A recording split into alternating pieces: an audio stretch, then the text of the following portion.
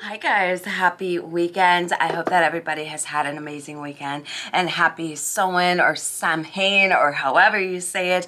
Happy Halloween, right? So today we are focusing on the reading for the week of October 31st to November 6th, and we are using our trusty Rider-Waite today, nothing fancy. And if you guys are ready, there is going to be a major Samhain sale in the store, so make sure that you're signing up for your newsletters and paying attention to the posts that I'm going to make. Usually it's one of the biggest sales of the year, so I don't want you to miss out on that. And of course, if you're going to grab a reading, remember that I am now scheduling for August 2023, and that's pretty much going to change to September really soon. Like I said, I know it's a long wait, but it's obviously worth it, right? Because everyone's keeping me booked. So let's take a look, and I want you to just open your mind, take a deep breath, and just allow the cards to speak to you however they need to speak to you, right? So we're just gonna take a look at what we want to focus on. Is there a major release we want to do? What is the energy? We see the energy of death with the Hermit in reverse, right? So death is your water Scorpio, and we're actually in Scorpio season. This is going to be a week where you want to work with self-control, where you want to organize yourself, where you want to find stability and form. Growth always means leaving something behind. A lot of times we see the death card as this huge transition, but this energy is always present in our life. We're constantly changing. Every day we change a little more, right? So this is kind of like a cycle that might be coming to an end, that might be leading you to a transformation, a time of transition, right? So there's a necessary change that needs to take place, but the way that it feels to me, this is already something that you're working with, so continue to work with it. Unlike other people, when they say, oh, the death card, it's ending and new beginnings. When we see the death card, what it's telling us is right now we're in the transition part, right? So it's usually the transition, which could take years, right? And then we go through the period of the void, which is the stillness. And then after the stillness, when the breakthrough happens, that's when the new beginning comes. A lot of people make the death card sound like, okay, this is going to end, but tomorrow.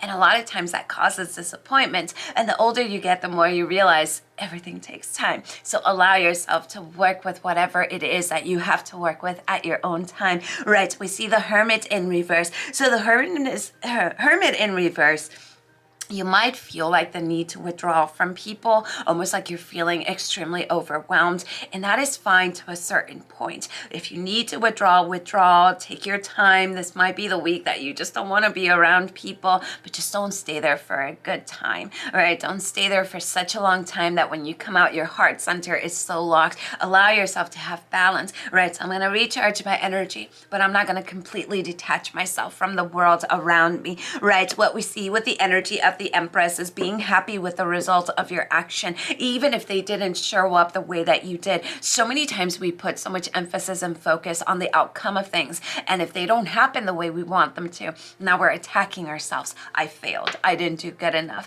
And the crazy thing is that in the journey of something happening, so many things take part that the outcome usually won't happen as you imagine, because there's something better, there's something different for you, right? So I want you to really focus this week on the little things. What makes you happy? What beauty is around you? What brings you pleasure, right? How can you develop yourself into a more successful person, but not what success means to others, but what success means to you? What we see with the Page of Cups in reverse, you want to be very careful with people that are selfish, people that are trying to deviate you from your path. You know, people that are naive, irrational, controlling. You want to completely avoid all of this energy next week, and I will tell you in a second why. So let's pull out our last card, our affirmation, right? So it's Inanna, the Queen of Heaven and Earth. So it says, I have nothing to hide. I see and accept all that I am.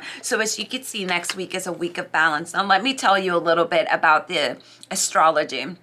So this Halloween offers the perfect blend of tricks and treats due to a cosmic mix defined by equal measures of mirth and mischief. On Monday, the moon's conjunction of Pluto while squaring cunning Mercury is out to wreak some havoc, while a lunar sextile of generous Jupiter will joyously share a cornucopia of goodies with anyone who passes by. A sugar hangover may be in store on Tuesday, however, due to a sequence of challenging lunar aspects, including squares of the Sun, Venus, and Uranus, before finally conjuncting Saturn. This could be a slightly grumpy day where our need for personal stability might lead us to throw friends and colleagues under the table.